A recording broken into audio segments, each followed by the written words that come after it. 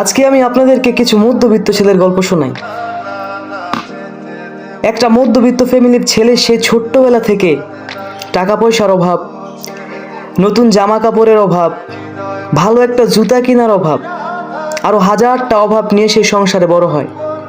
তবে না, সে একটা অভাবের কথাও কিন্তু মনে রাখে না। তবে টাকা ছিল না বইলা সে আপন মানুষের দেয়া কষ্টগুলো কখনো ভুলতে পারে না।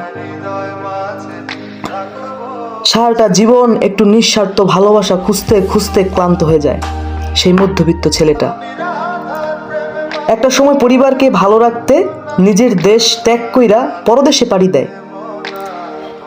হাজারটা দুঃখ, কষ্ট, মানসিক অশান্তি আরো অনেক কিছুর মধ্য দিয়েই সে তার জীবনগুলো পার করে।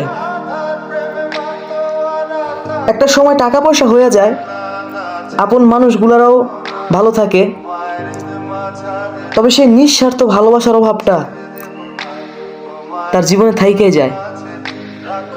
কারণ মধ্যবিত্ত ঘরের ফ্যামিলির ছেলেকে নিঃস্বার্থভাবে ভালোবাসে এমন মানুষ কখনো পাওয়া যাবে না।